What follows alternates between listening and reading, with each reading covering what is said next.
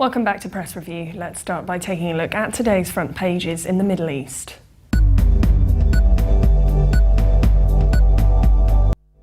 Starting with the Egypt Independent, which leads reporting that US Secretary of State John Kerry left Cairo on Wednesday after a 3-day visit, heading to Tel Aviv to continue progress towards a ceasefire. The paper also reports that the Petroleum Ministry said that the Italian company Edison began a new project in Egypt to produce natural gas from an offshore platform in the Mediterranean at an investment of $220 million. From the UAE, the Khalij Times reports that Israeli forces pounded Gaza yesterday, meeting stiff resistance from Hamas Islamists and sending thousands of residents fleeing, as US Secretary of State John Kerry said on a visit to Israel. Ceasefire talks had made some progress. The paper also reports that a plane landing in stormy weather crashed outside an airport on a small Taiwanese island yesterday, and the transport minister said 47 people were trapped and feared to be dead. From Saudi Arabia, the Arab News reports that Gaza fighting raged on yesterday, displacing thousands more Palestinians in the battered territory as American aviation authorities extended a ban on US flights to Tel Aviv for a second day. The paper also reports that UN Chief Ban Ki-moon arrived in Jeddah late yesterday for talks with Saudi leaders, reiterating his call for Israel and Hamas to end the violence in Gaza.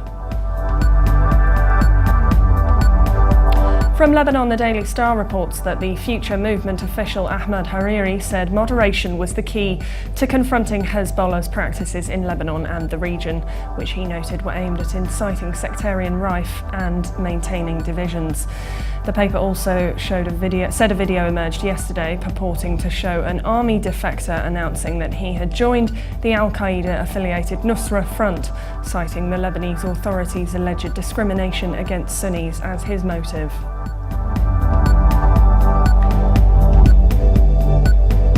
From Iran, the Tehran Times reports that Muslims across the world will bet asking to the streets on Friday to protest against the atrocities and crimes committed by Zionist regimes of Israel against the innocent people of Gaza. The paper also reports that Iran plans to unveil its new upstream oil contract model in early November, but is keeping a close eye on the ongoing nuclear negotiations with 6 world powers that could have an impact on the event. Now here's the top Middle East news from UK papers.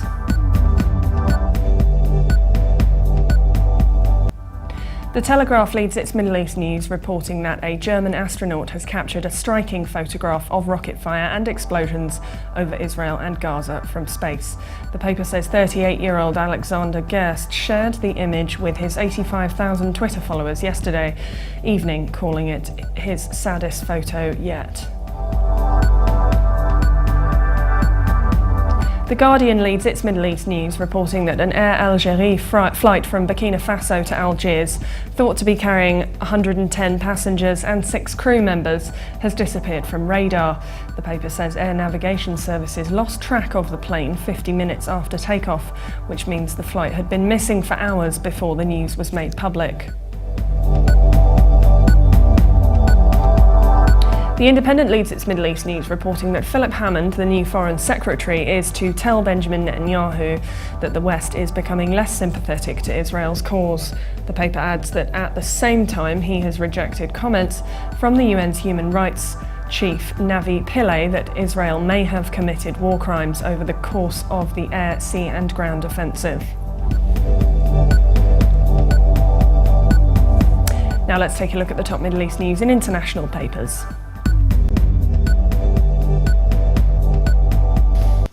From Germany, the Deutsche Welle leads its Middle East news reporting that security officials in Iraq have said that an attack on a convoy transferring prisoners north of Baghdad killed 52 prisoners and 8 soldiers.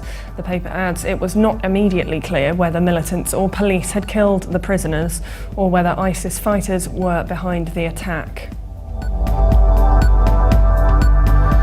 And finally, from China, the Global Times reports that Israel apprehended 150 alleged Hamas members overnight Thursday in Gaza as it widens a 17-day military campaign despite international calls for a ceasefire. The paper says a photo posted on Israel's Walla website shows the detainees walking near the sandy Israel-Gaza border, wearing only underwear as armed soldiers transferred them for questioning. And for more updates, please visit levant.tv.